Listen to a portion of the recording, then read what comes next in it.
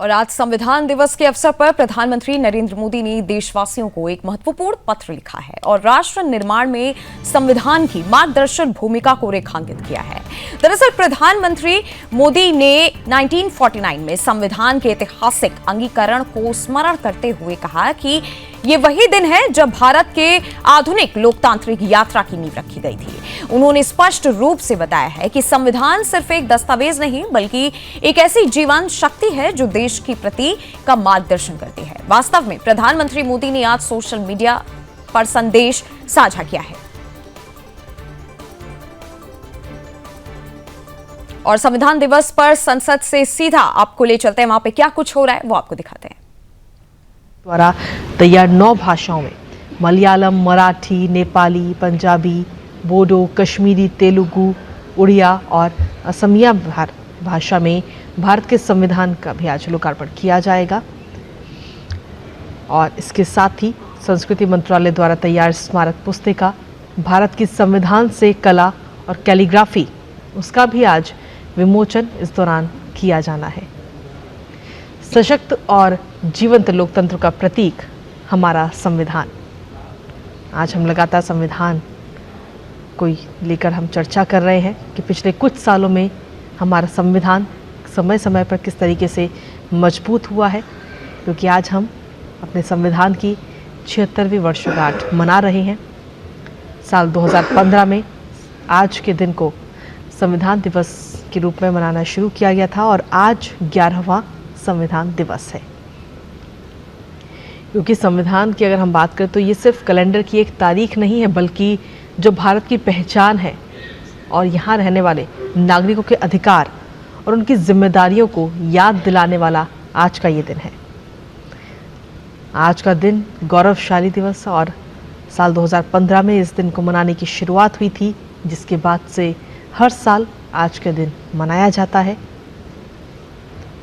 दरअसल आपको बता दें कि डॉक्टर भीमराव अंबेडकर की 125वीं जयंती के अवसर पर सरकार ने आज के दिन को संविधान दिवस के रूप में घोषित किया था और तब से हर साल संविधान दिवस मनाया जाता है और आज 11वां संविधान दिवस है।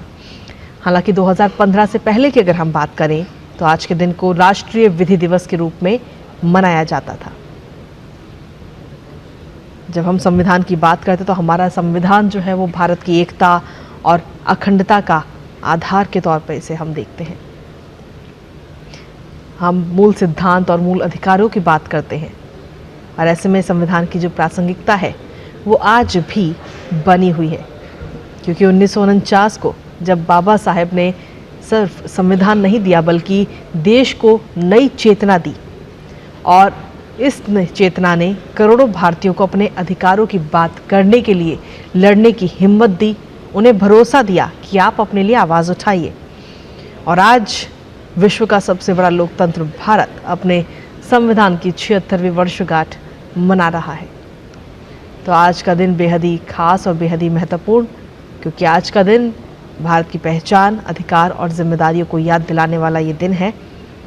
और अब से कुछ ही देर में ये कार्यक्रम की शुरुआत होगी। सीधी तस्वीरें आपको दिखा रहे हैं संसद भवन से, जहां केंद्रीय कक्ष यानी संविधान सदन में अब से कुछ ही देर में ये कार्यक्रम शुरू होगा। प्रधानमंत्री नरेंद्र मोदी इस कार्यक्रम में शामिल होते हुए नजर आएंगे। साथ ही उपराष्ट्रपति सीपी राधाकृष्णन और देश के राष्ट्रपति द्रौपदी मुर्मू इस कार्यक्रम में शामिल होंगी।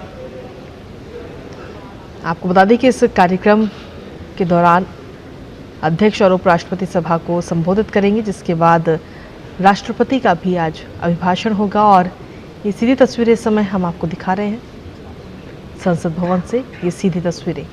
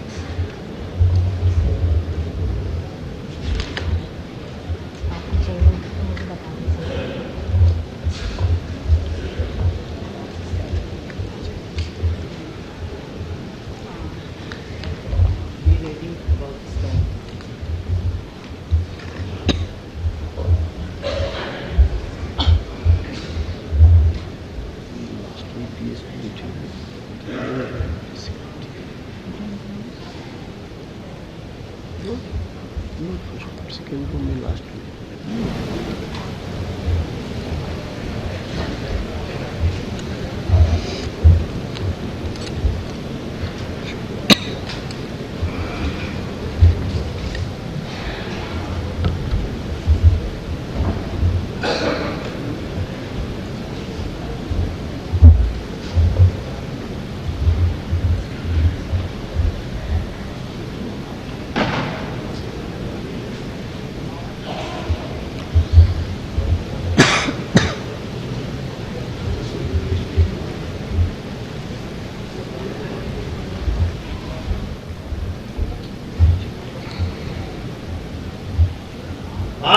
माननीय सभासदों, महामहिम राष्ट्रपति जी,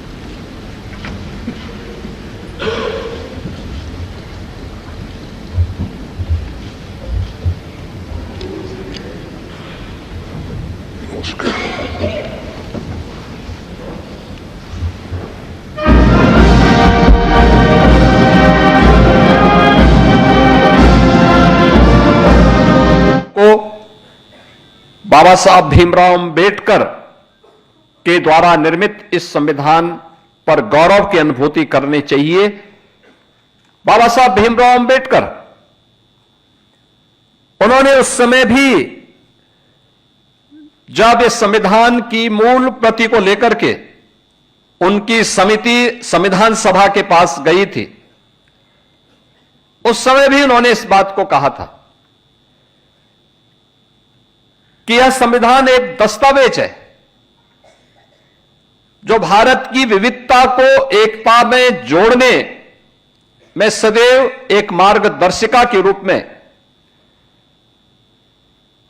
पूरे देश का नेतृत्व प्रदान करेगी। और हम सब भारतवासियों को इस पर गौरव की अनुभूति होनी चाहिए कि संविधान लागू होने के यह अमृत महोत्सव वर्ष वर्तमान में चल रहा है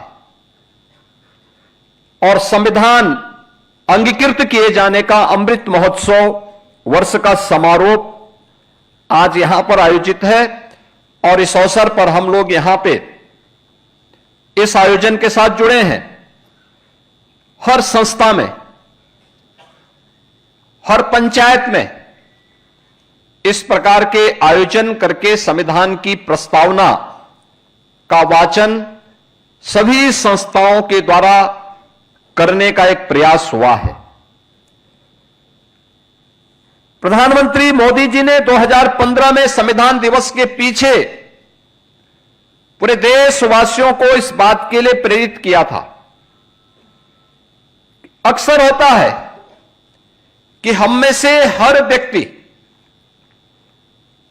स्वतंत्र भारत का नागरिक होने के बाद स्वतंत्रता की उस वास्तविक कीमत को विस्मृत किए जा रहे हैं,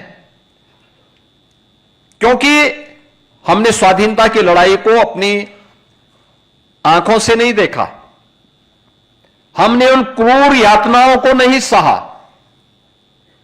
परिणाम क्या है? हर व्यक्ति केवल अपने अधिकार की बात करता है, लेकिन अधिकार तब संरक्षित होते हैं, अधिकार तब सुरक्षित होते हैं और अधिकार संपन्न कोई व्यक्ति तब होता है जब वह स्वयं अपने कर्तव्यों का निर्वहन करने की आदत डाले। कर्तव्य के बगैर अधिकार नहीं हो सकता, और जिन लोगों ने भी कर्तव्य के बगैर अधिकार प्राप्त करने का प्रयास किया है, वहां पर लोकतंत्र नहीं, वहां पर कोई ना कोई तानाशाह उस पूरी व्यवस्था को अपनी गिरफ्त में लेकर के वहां के आम नागरिकों के मौलिक अधिकारों को रौंदता हुआ दिखाई देता है। लेकिन भारत इस मामले में सौभाग्यशाली है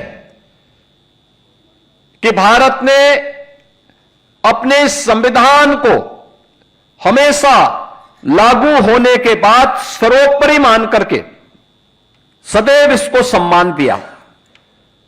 अपने स्वाधीनता संग्राम सेनानियों को, अपने प्रतीकों को सम्मान दिया, और संविधान की उन मूल भावनाओं को, जिन मूल भावनाओं पर आधारित भारत का संविधान बना हुआ है, उसको अपने जीवन का हिस्सा बनाने का प्रयास किया। जब भी कोई देश अपनी इन मूल भावनाओं को सम्मान देते हुए आगे बढ़ता है, उसको विकसित होने में कोई रोक नहीं सकता। याद रखना, आजादी के अमृत महोत्सव वर्ष में प्रधानमंत्री मोदी जी ने देशवासियों के सामने विकसित भारत की एक संकल्पना रखी। विकसित भारत के लिए प्रधानमंत्री जी ने यही कहा था कि हर भारतवासी के सामने, जब देश अपनी आजादी के 100 वर्ष पूरा कर चुका होगा, अभी हम 75 वर्ष में, लेकिन 2022 में उन्होंने कहा था कि 75 वर्ष हमारे आजादी के पूर्ण हो रहे हैं, लेकिन जब देश अपनी आजादी के 100वें वर्ष में जाएगा, तब हमें कैसा भारत चाहिए। अगर हमें विकसित और आत्मनिर्भर भारत चाहिए, तो इसके लिए हर भारतवासी को चाहिए कि वो उन पंच प्रणों के साथ जुड़े, जो पंच प्रण हमें हमारे दायित्वों का एहसास करा सके। ये पंच प्रण जिसमें हर व्यक्ति के लिए यह आवश्यक था कि वह गुलामी की मानसिकता से मुक्त हो। हर व्यक्ति के लिए आवश्यक था, हर व्यक्ति के लिए आवश्यक हो कि वह अपने सैनिकों का सम्मान करें। हम सब सुरक्षित इसलिए हैं, यह देश सुरक्षित इसलिए है क्योंकि माइनस टेम्परेचर में भी हमारा सैनिक देश की सीमाओं की सुरक्षा करते हुए वहां पर अडिग रूप से खड़ा है। हम रात्रि को सुरक्षित इसलिए महसूस करते हैं क्योंकि पुलिस का जवान निरंतर अपनी सेवाओं को दे रहा है। हमें यूनिफॉर्मधारी अपनी सेना, अर्धसेना, पुलिस बल के जवानों के प्रति हमारे मन में सम्मान का भाव होना चाहिए।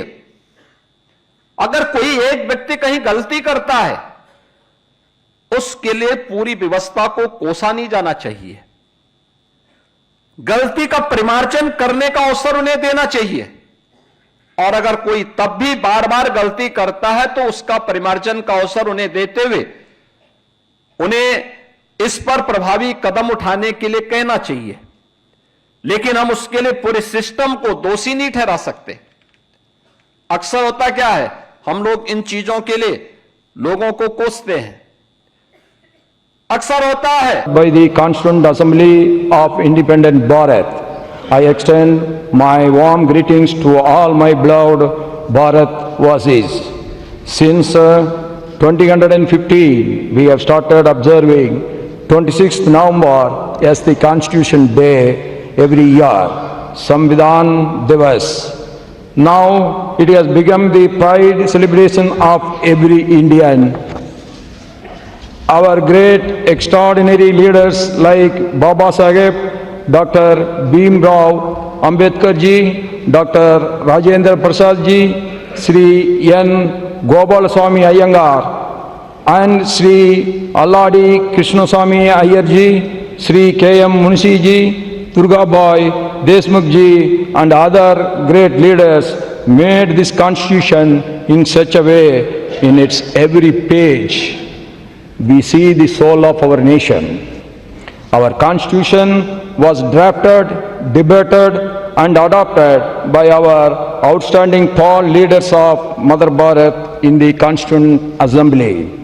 It embodies the collective wisdom, sacrifice and the dreams of millions of our countrymen who fought for freedom. The great scholars, drafting committee and the members of the Constituent Assembly gave insightful thoughts to fulfill the hopes and aspirations of crores and crores of Indians. Their selfless contribution make Bharat as the largest democracy in the world today. Our constitution was born out of intellect and lived experience, sacrifices, hopes and aspirations. The soul of our constitution has proved that Bharat is one and it will be one forever. In the recent years, by adopting pragmatic and saturation-first approach, we have been able to perform well on many development indicators. From nowhere, we are now the fourth largest economy of the world, and very soon we are going to be the third largest economy of the world. That is why the whole world is now looking at us. 25 crore brothers and sisters of India have been liberated from poverty in the last 10 years. This is a historical monument achievement never seen in the human history ever before. With the help of digital technologies, 100 crore people have been covered under various social security schemes. We have made the impossible possible. This year, we commemorated the 150th birth anniversaries of Sardar Vallabhbhai Patel ji, Bhagwan Birsa Munda ji, and also the 150th celebrations of our patriotic national song, Vande Mataram. The pain and the sacrifice of our freedom fighters inspired us, and it will continue to inspire generations to come. The selfless struggle for independence fosters the spirit of patriotism, pride and loyalty in the young minds of India.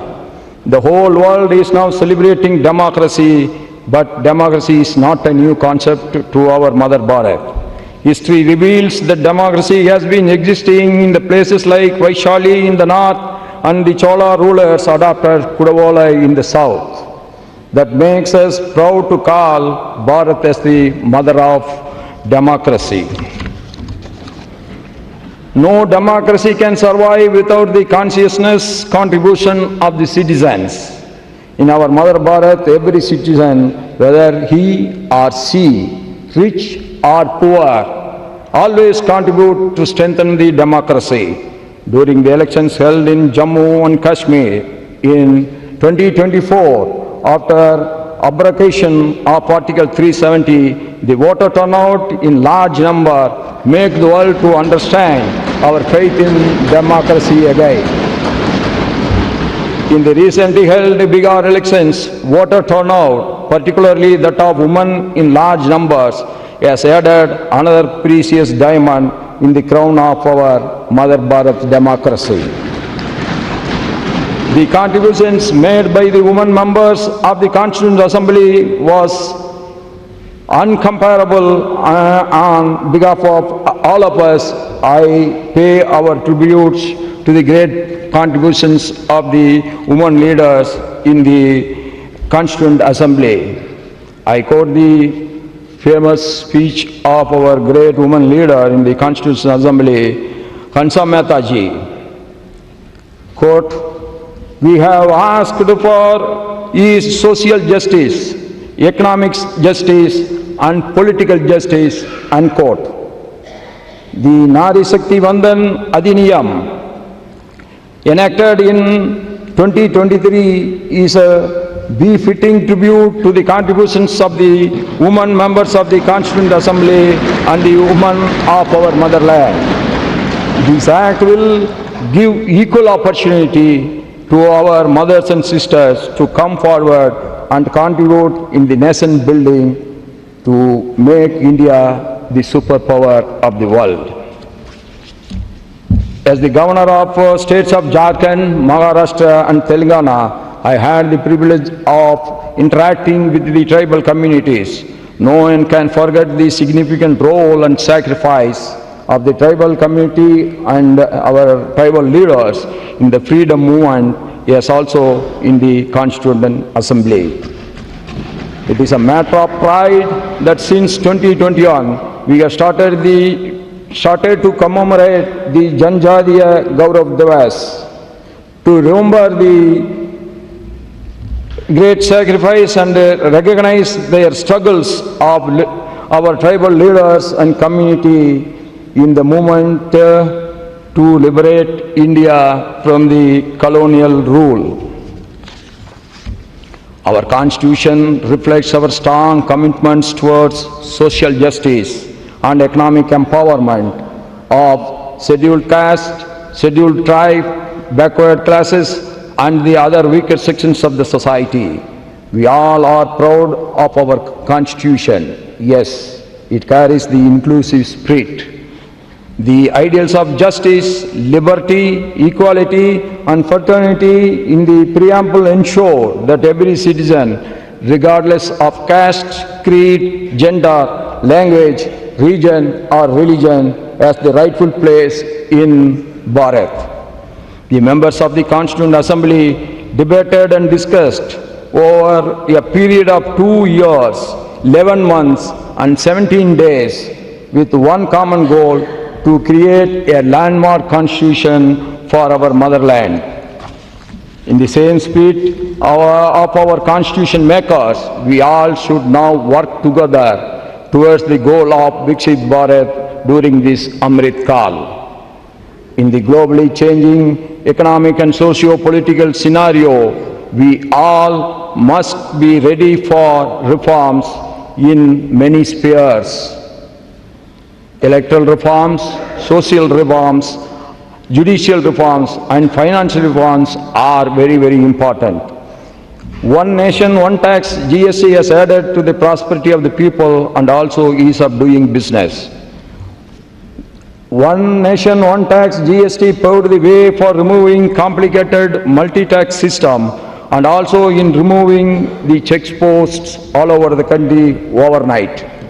This proved that the government had a lot of faith in common man. Similarly, our Jandan Aadhaar mobile JAM have added to ease of living for crores of our Indian citizens. Direct benefit transfer, DBT, has ensured that the benefits reach the last citizen living in the remote corner of the country directly. No one is in between the government and the beneficiary. We all must use this modern science and technology with a constructive mind to achieve the ambitious goal of Viksit Bharat. No country can be made great just like that without the contribution of the people. We all have to perform our respective roles with duty consciousness. As people's representatives, it is our prime duty, be in the parliament or in the state legislators or in the local bodies, to adopt dialogue, debate and discussion to serve the people's rightful aspirations. The greatest tribute to our magnificent Constitution on this day is to pledge ourselves to live up to the values of the Constitution. Jai Hind, long live Mother Bharat.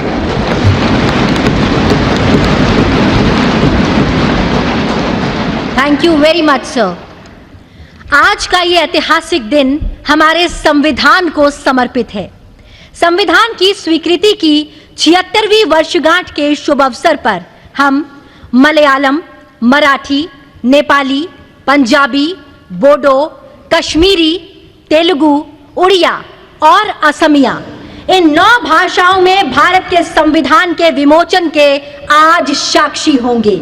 जी हाँ, इनमें बोडो और कश्मीरी का पहली बार संविधान में संस्करण होने जा रहा है और अन्य भाषाओं में कॉन्स्टिट्यूशन का अपडेटेड संस्करण शामिल है, जिसमें पंजाबी का संस्करण 50 साल के बाद हो रहा है। माननीय राष्ट्रपति जी, कृपया इनका लोकार्पण कर इस क्षण को इतिहास में स्वर्ण अक्षरों से अंकित करने की कृपा करें। भारत के संविधान का उसकी 8वीं अनुसूची में उल्लिखित 22 भाषाओं में से 9 भाषाओं असमिया, बोडो, कश्मीरी, मलयालम, मराठी, नेपाली, उड़िया, पंजाबी, तेलुगु का विमोचन किया जा रहा है, जिनमें बोडो और कश्मीरी नवीनतम प्रथम संस्करण है व अन्य भाषाओं में अद्यतन संस्करण है। हमारी ये 9 भाषाएं असम, केरल, महाराष्ट्र, सिक्किम, ओडिशा, पंजाब, आंध्र प्रदेश तथा तेलंगाना और जम्मू कश्मीर संघ राज्य क्षेत्र में जनसाधारण द्वारा प्रयोग में लाई जाती है। बहुत बहुत धन्यवाद।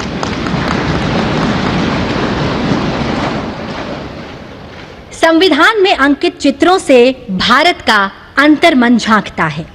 संविधान में इन चित्रों को उकेरा शांति निकेतन के कला भवन के प्राचार्य एवं विख्यात चित्रकार नंदलाल बोस जी और उनकी टीम ने। इन्हीं की सुंदर झलक है पुस्तक भारतीय संविधान में कला और कैलीग्राफी। अब मेरा विनम्र अनुरोधन है आपसे माननीय राष्ट्रपति जी कि आप इस प्रकाशन का रिलीज करने की कृपा करें।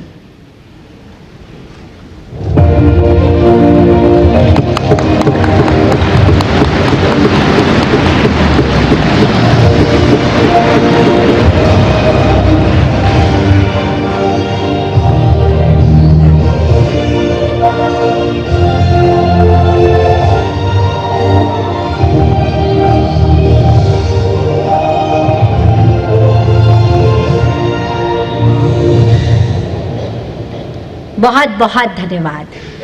अब माननीय राष्ट्रपति जी, आपसे विनम्र अनुरोध है कि आप अपने ज्ञानवर्धक शब्दों से हम सभी का मार्ग प्रशस्त करने की कृपा करें।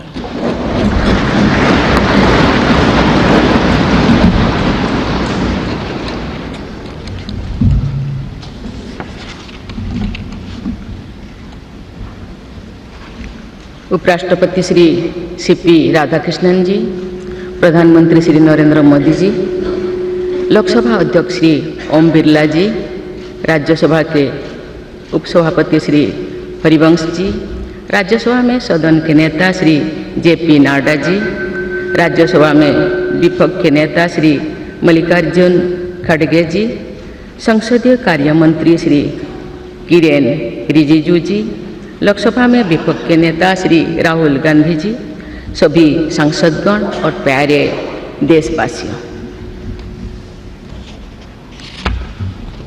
संविधान दिवस के ऐतिहासिक अवसर पर आप सबके बीच आकर मुझे हार्दिक प्रसन्नता हो रही है। आज ही के दिन 26 नवंबर 1949 को संविधान सदन के इसी के केंद्रीय कक्ष में संविधान सभा के सदस्यों ने भारत के संविधान के निर्माण का कार्य संपन्न किया था। आज ही के दिन उस वर्ष हम भारत के लोगों ने अपने संविधान को अपनाया था। स्वाधीनता के बाद संविधान सभा ने भारत की अंतरिम संसद के रूप में भी कर्तव्य निर्वहन किया। प्रारूप समिति के अध्यक्ष बाबा साहेब डॉक्टर भीमराव अंबेडकर हमारे संविधान के प्रमुख निर्माताओं में से थे। बाबा साहेब की 125वीं जयंती के वर्ष में यानी सन 2015 में 24 नवंबर को प्रतिवर्ष संविधान दिवस के रूप में मनाने का निर्णय लिया गया और निर्णय अत्यंत सार्थक सिद्ध हुआ है। आज के दिन पूरा देश भारतीय लोकतंत्र के आधार हमारे संविधान के प्रति तथा उसके निर्माताओं के प्रति आदर व्यक्त करता है। हम भारत के लोग अपने संविधान के प्रति व्यक्तिगत और सामूहिक स्तर पर आस्था व्यक्त करते हैं। अनेक योजनाओं के माध्यम से देशवासियों को, विशेषकर युवा वर्गों को संवैधानिक आदर्शों से अवगत कराया जाता है। संविधान दिवस से मनाने की परंपरा का शुभारंभ करने और उसे निरंतरता प्रदान करने की जितना भी प्रशंसा की जाए और कम। माननीय सदस्य संसदगण संसदीय प्रणाली को अपनाने के पक्ष में संविधान सभा में जो ठोस तर्क दिए गए थे वो आज भी प्रासंगिक है। विश्व के विशालतम लोकतंत्रों में जन आकांक्षाओं को अभिव्यक्त करने वाली भारतीय संसद विश्व के अनेक लोकतंत्र के लिए आज एक उदाहरण के रूप में प्रतिष्ठित है। हमारे संविधान निर्माता चाहते थे कि संविधान के माध्यम से हमारा सामूहिक और व्यक्तिगत स्वाभिमान सुनिश्चित रहे।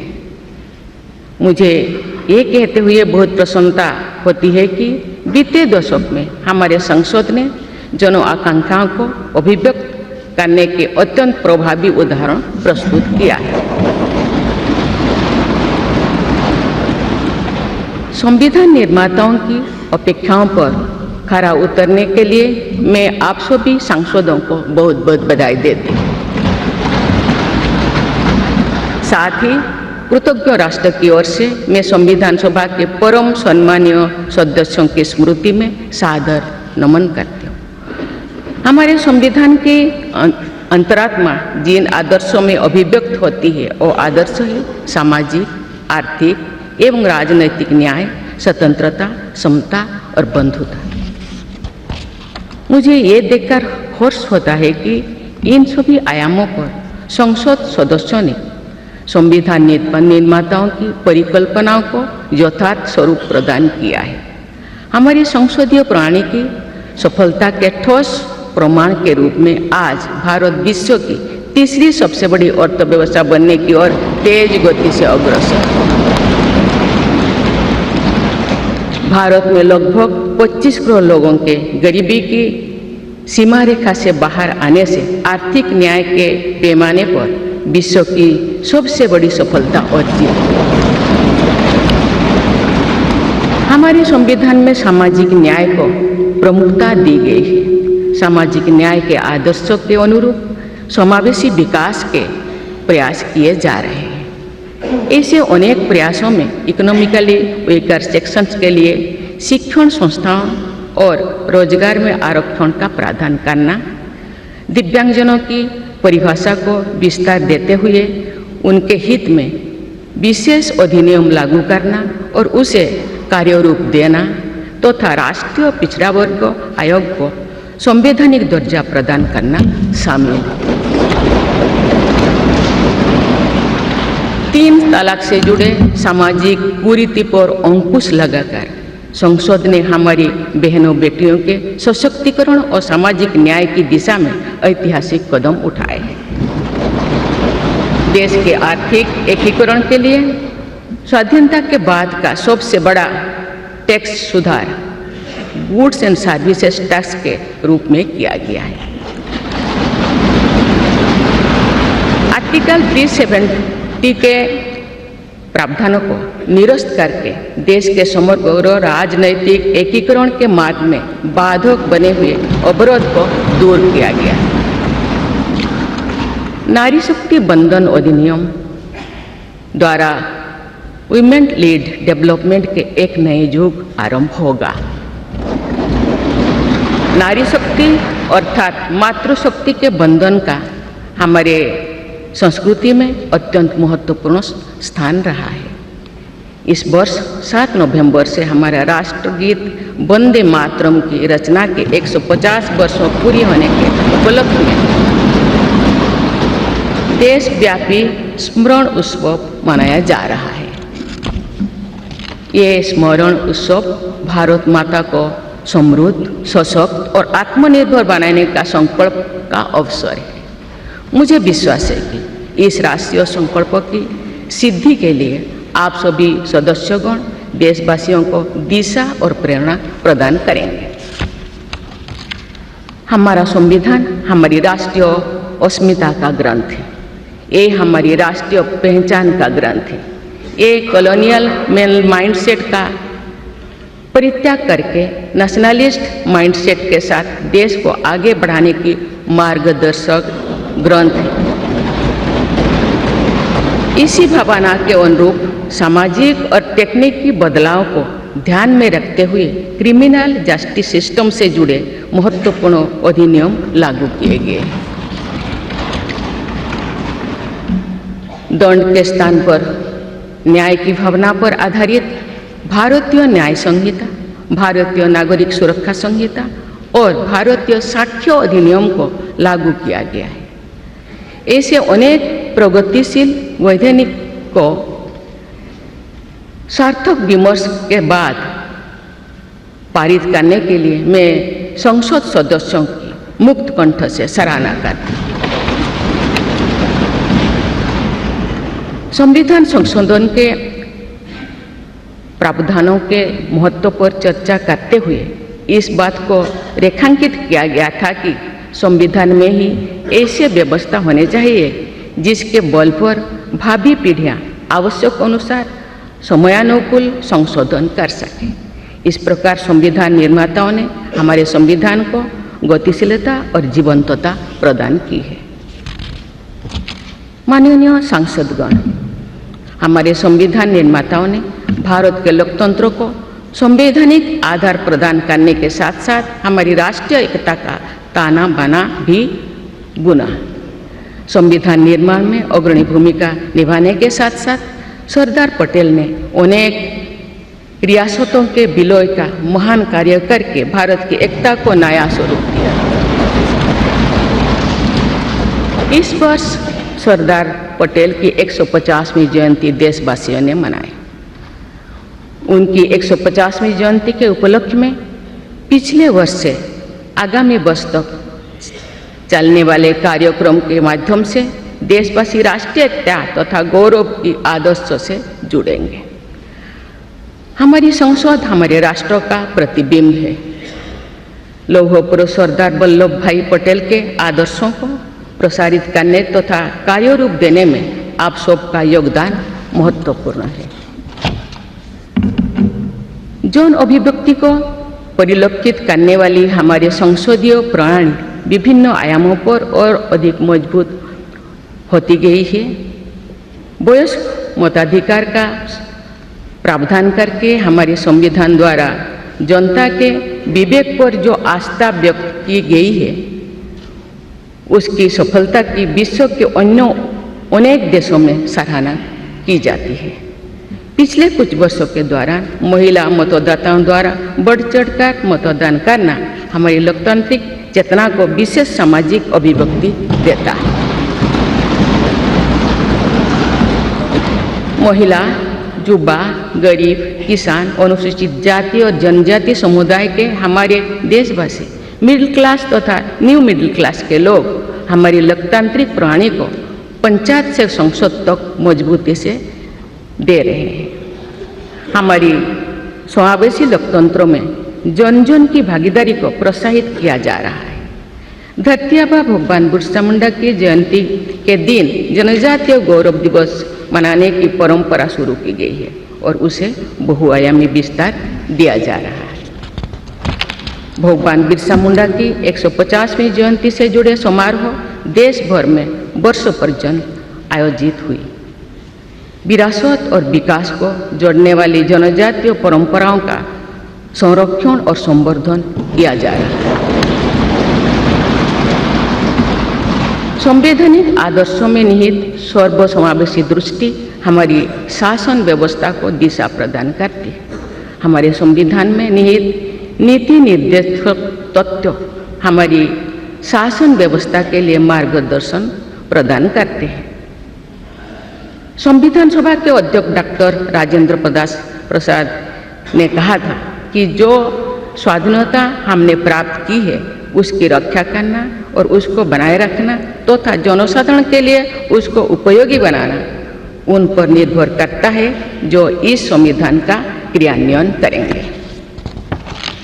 ये प्रसन्नता का बात है कि हमारी संसद ने डॉक्टर राजेंद्र प्रसाद जी के अपेक्षा के अनुरूप राष्ट्रहित में कार्य किया है तथा जन सामान्यों के जीवन को बेहतर बनाने के लिए निरंतर प्रयास किए। अंत्योदय की इसी दृष्टि के साथ आधुनिक विकास का समन्वय करके भारत विश्व समुदाय के सम्मुख विकास का एक नया मॉडल प्रस्तुत कर रहा है। विश्व स्तरीय इंफ्रास्ट्रक्चर के विकास से लेकर जन कल्याण की सुविधाओं को 100% लाभार्थियों तक पहुंचाने के प्रयास हमारी राष्ट्रीय प्रगति को अतुलनीय विस्तार देते हैं। संवैधानिक व्यवस्था के अनुसार आगे बढ़ते हुए हमारे देश की कार्यपालिका, विधायिका और न्यायपालिका ने देश के विकास और देशवासियों के जीवन को संबल प्रदान किया है।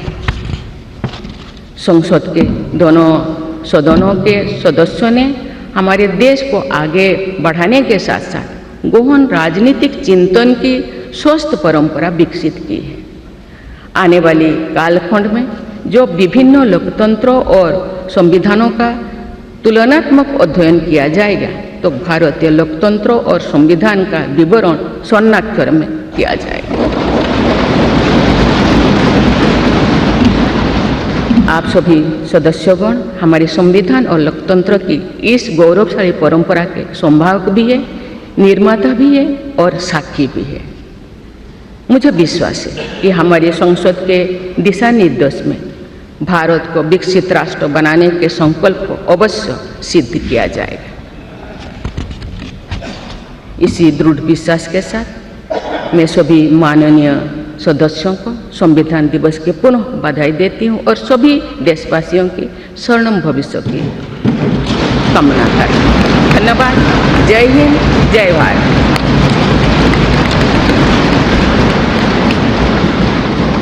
बहुत बहुत धन्यवाद माननीय राष्ट्रपति जी। और अब आपसे विनम्र अनुरोध है कि आज के इस विशेष अवसर पर आप पूरे राष्ट्र के साथ उद्घोषिका का वाचन करें। Now we all will read the preamble led by honourable president ma'am.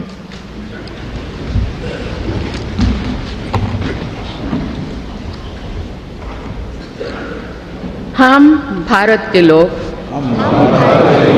Bharat को एक संपूर्ण प्रभुत्व संपन्न सामाजिक पंथनिरपेक्ष लोकतंत्रात्मक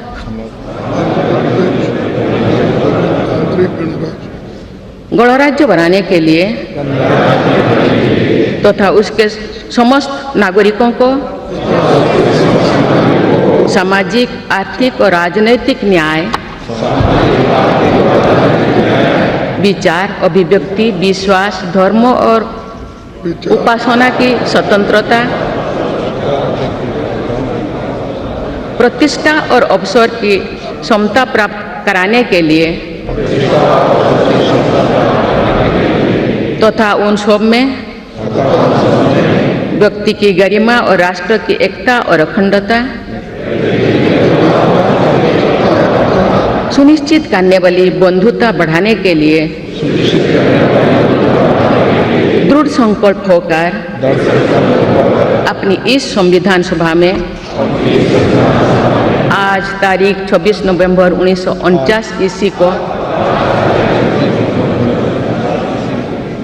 द्वारा इस संविधान को अंगीकृत, अधिनियमित और आत्मार्पित करते हैं।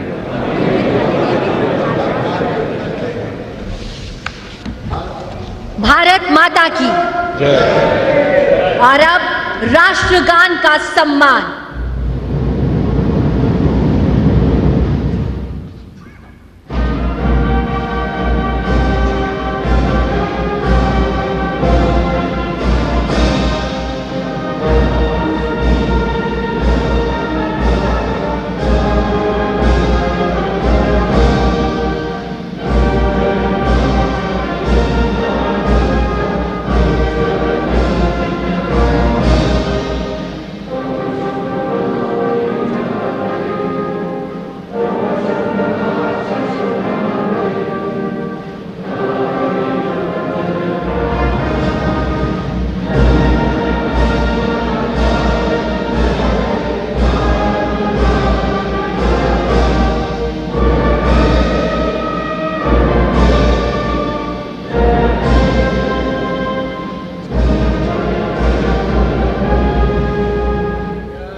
भारत माता की जय।